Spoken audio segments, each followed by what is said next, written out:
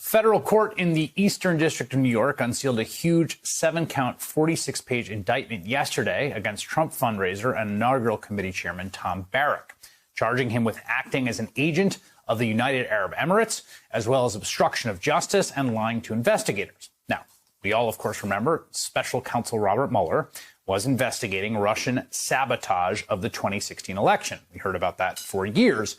But over the course of his investigation, Mueller also started to look into whether lobbyists for the UAE were funneling millions of dollars to the Trump campaign.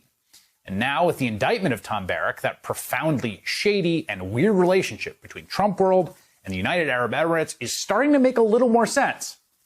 So we know that 3 months before the 2016 election even happened, Donald Trump Jr. met with an emissary for 2 wealthy Arab princes at the Trump Tower. The emissary told Trump Jr. at the time that the princes, the de facto rulers of both Saudi Arabia and the UAE, were eager to help his father win election as president.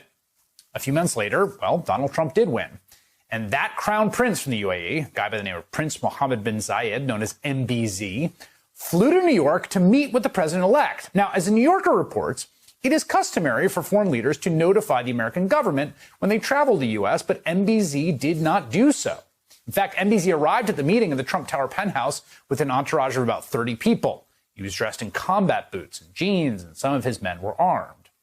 Then, on Inauguration Day, Donald Trump's incoming National Security Advisor, Mike Flynn, was texting with former business partners about a hugely controversial private sector plan that would reportedly be funded by the Gulf states, including UAE, to bring nuclear energy to the Middle East. In fact, Flynn was texting about this plan literally 10 minutes after Donald Trump was sworn in, as he watched on the dais, like, we've got a deal, what's going to happen? 7 days into his presidency, Donald Trump, you might remember, signed an executive order known as the Muslim ban, which, well, left out the UAE while including other Middle Eastern countries like Syria, Yemen, and Iraq.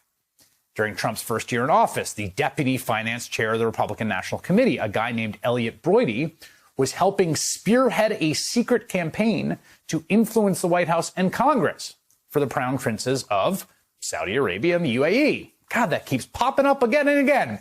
Broidy was later charged with conspiring to act as a foreign agent on behalf of other interests, Malaysian and Chinese government interests. Mr. Broidy was a very busy man, apparently.